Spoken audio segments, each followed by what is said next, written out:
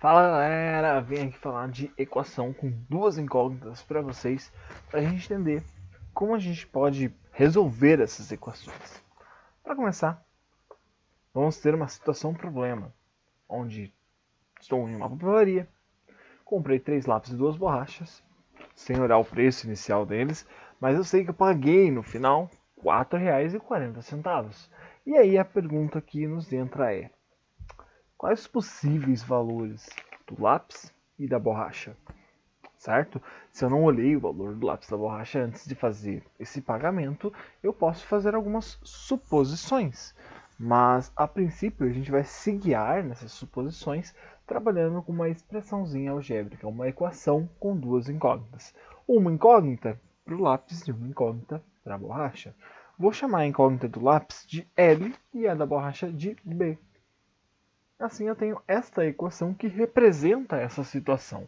3L mais 2B igual a 4,40.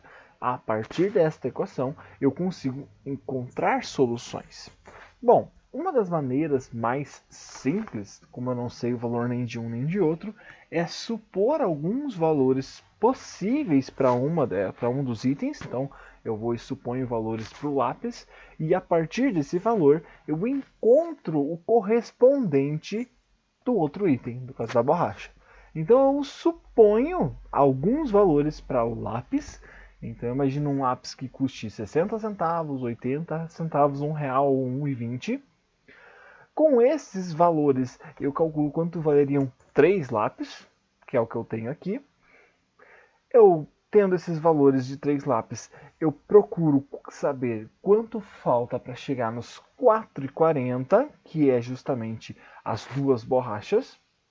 E aí, sabendo quanto valem duas borrachas, eu consigo calcular o valor de uma, certo? Então eu tenho possibilidades aqui. Se o lápis vale 60 centavos, a borracha tem que valer 1,30 para fechar os 4,40.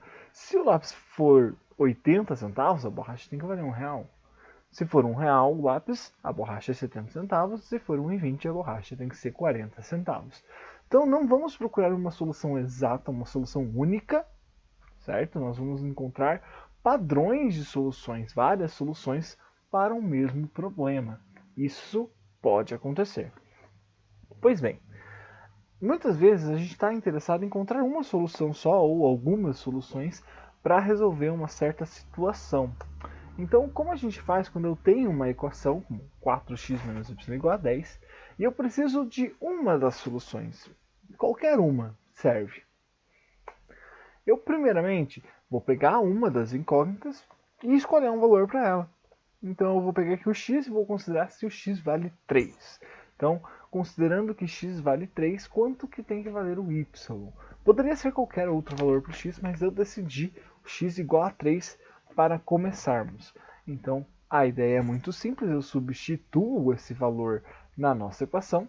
Eu tenho 4x menos y igual a 10, eu troco esse x por 3. Lembrando que a gente tem aqui 4 vezes x, e, portanto, viramos com 4 vezes 3, que é 12 menos y igual a 10.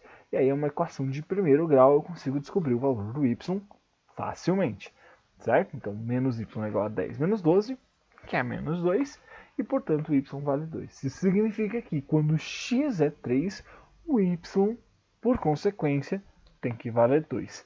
Uma coisa importante é que normalmente a gente costuma conferir isso com uma prova real. Essa prova real exige que eu troque tanto o x quanto o y pelos valores encontrados, ou neste caso do x escolhido, né? E verifiquemos se essa igualdade se mantém, né? Se continua sendo igual a 10. Então, se eu trocar o x por 3 dá 12, e se eu trocar o y por 2, 12 menos 2 continua sendo 10. Então, esta é uma solução. 3 e 2. 3 para x e 2 para y. Eu posso fazer isso com outros números. Se eu considerar x igual a 7, eu posso fazer exatamente a mesma coisa, trocando x dessa vez por 7. 4 vezes 7 é 28, menos y dá 10. Passando o 28 para o lado menos 28, teremos menos y igual a menos 18, e, portanto, o y igual a 18. Esta é outra solução. Como eu disse, você pode encontrar infinitas soluções para um mesmo problema. Ok? Muito bem. Só mais uma para a gente encerrar.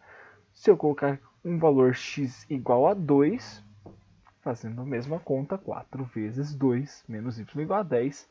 E aí eu terei menos y igual a 10 menos 8. E o nosso menos y igual a 2. Dessa vez encontramos aí um valor negativo para o y, mas tudo bem, o y igual a menos 2.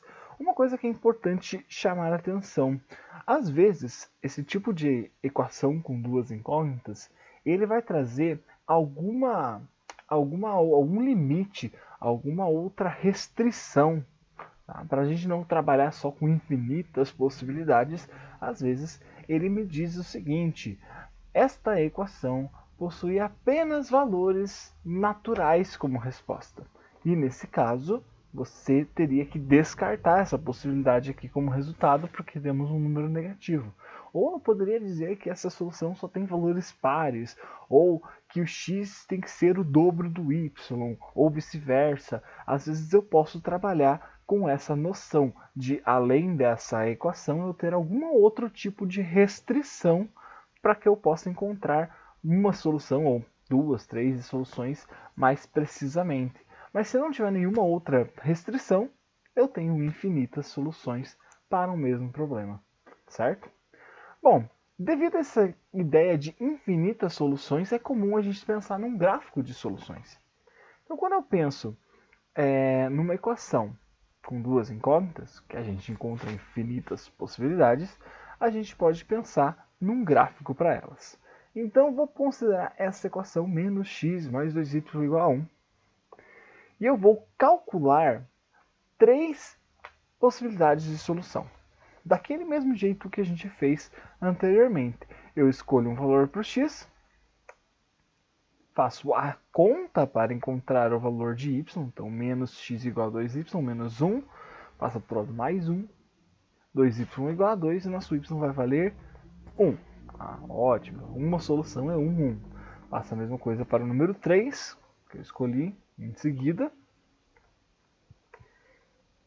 Aí eu tenho menos 3, por outro lado mais 3, temos 4, passou o 2 dividindo, encontramos que o y vale 2. De novo, anotamos aqui na nossa tabela, eu tenho já duas soluções. E uma terceira solução, escolhendo o valor de x como 5 e fazendo a substituição, a gente faz toda essa conta e encontra o y igual a 3. Certo? Tome o seu tempinho para analisar essas equações, essas formas de descobrir, mas vamos nos encaminhar para o gráfico em si. A partir do momento que eu tenho essas três soluções, eu posso representá-las em um gráfico como este, onde eu marco um ponto, ponto A, que vai ter coordenadas 1 para o x e 1 para y. Então verifique que no eixo x eu peguei o número 1 para o A e no eixo y o número 1 também. Já a segunda solução, que é a letra B, pega 3 para x e 2 para y. Então temos aqui 3 para o eixo x, 2 para o eixo y e por último o C, pega o 5 para o x e o 3 para o y. Perceba que neste caso eu consigo ver um gráfico que é uma linha, uma reta.